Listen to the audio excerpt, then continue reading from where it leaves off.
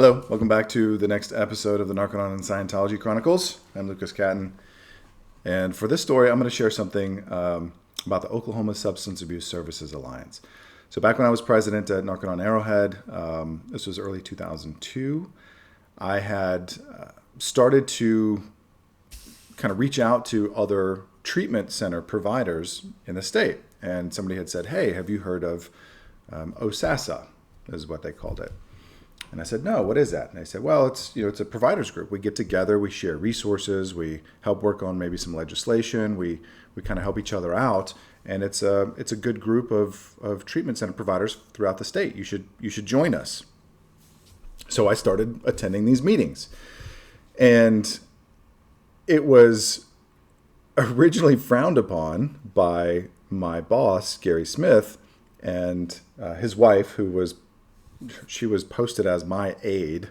Vicky Smith was supposed to be the president's aide, but really she worked for Gary. She just, was in my office. Anyways, so I started attending these meetings and making friends, meeting other treatment centers, operators and representatives, directors, etc., and found that there were a lot of good people doing a lot of good things throughout the state. And there was lots of different facilities who fit specific needs, for example, that not just location-wise, but what it is that they offered and who they offered it to and what their specialties were and that sort of thing. And so, when I think back, it was actually probably one of the earliest times that I started to question the Narconon position and Scientology beliefs that other programs suck, that psychology is terrible, psychiatrists are evil, like all this kind of stuff. And Narconon used to carry this banner of we're the best and, everyone else can piss off. And they were making a lot of enemies. And they had a history of making enemies in the state and being unwilling to work with the state itself, not willing to work with the Department of Mental Health and Substance Abuse Services, which I talked about a little bit earlier in some of their licensing and stuff.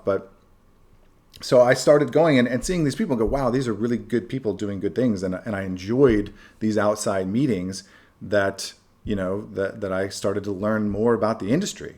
This was where I really got a better picture of all the different types of services that might be available to someone and why they exist and what they do. So even though Narconon was here trying to be in the silo of, well, we're this huge facility, we bring people from all over the country and even outside of the world, and we're the International Training Center and all these things, and it was looked down upon for me to go and kind of mingle with these other people. Well, eventually that started to lead different places. I started to get information about happenings at the Oklahoma Capitol and people in the Department of Mental Health, because we'd have routine meetings, and I saw, hey, these are good people too. They're not out to get anyone. They're trying to help provide more services for more people because there's a lot of people who need help.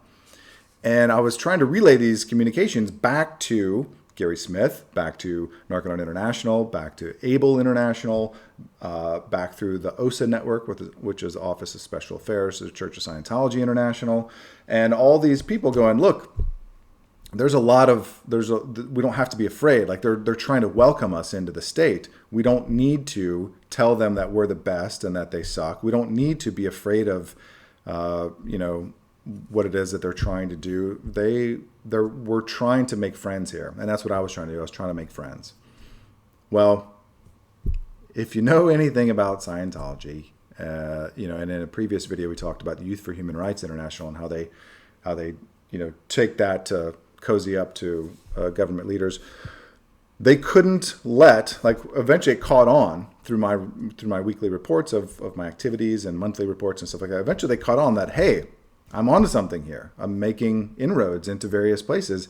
And rather than doing what I was suggesting, which is to cooperate, comply, to welcome, that kind of thing, it became, how can we use this to our advantage?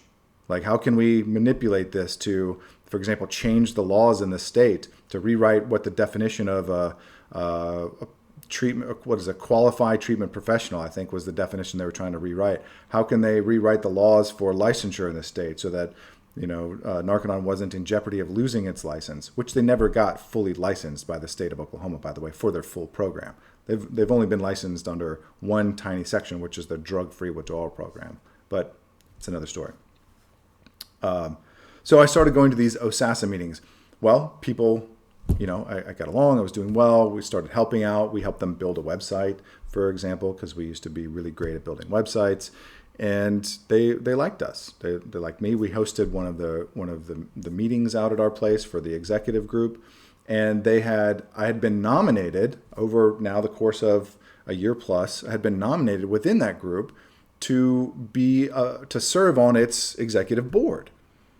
And so what I became the vice president of the Oklahoma Substance Abuse Services Alliance, to then become once you got elected to that, you served as the vice president one year, then you served as the president the next year, and then you serve as the past president the year after that. So it's like a 3-year kind of commitment to helping to be part of this board. So that was in 2003. Then I became the vice president of OSASA. Well, in December of 2003, Scientology decided to exploit this as part of their international events. And they used to do these large events every year, and they'd send out the videos. And one of them was on the New Year's event. So they always did like a New Year's Eve event of all the accomplishments of Scientology throughout the world, throughout the year. And then they also print that in a magazine that comes out afterwards called the International Scientology News magazine. So they had all these data requests from Church of Scientology International. They wanted, who was I talking to? Give some big statistics of something, like how do we do all these things? And I'm trying to say, well, this is the group. They're doing good things, and I'm a part of it. And they go, no, that's not big enough. We need a bigger news story. What can we do with it? So we staged this photograph of where we printed the OSASA logo and taped it to one of the doors of the Narconon Arrowhead facility. And I stood by it in my suit, and we sent that up and said, hey, can you use this to show that I'm participating in OSASA? And you can mention that I've been elected as the vice president and that kind of thing. And we thought that it sort of ended there. What they did was they changed the script of the whole thing and even changed the story, and not just embellished, but lied and said that that OSASA recognized Arrowhead, recognized Narconon and LRH drug rehab technology as the leader in the field. And the headline actually said, Narconon takes the lead. And it showed me speaking at our anniversary event, which was in September earlier that year, at a podium. And they had taken the image from the OSASA logo that we had submitted to them and had cut it out and photoshopped it onto the podium to make it look like I was leading this large OSASA meeting when it was our own event, a totally different time period, totally different thing. So they cut it out and changed it and then put that up into the New Year's event to all Scientologists all throughout the world who wound up seeing that, and lied to them about the role that we had within the organization, and that it was a volunteer thing, and that we were just trying to do, that I was just trying to help them do good things with other programs, etc. And changed the script completely, and then published that in their International Scientology News magazine.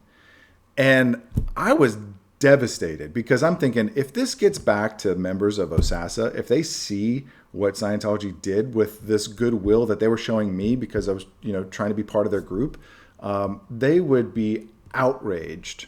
And I don't know to this day if they ever found out the full truth as far as what happened with that.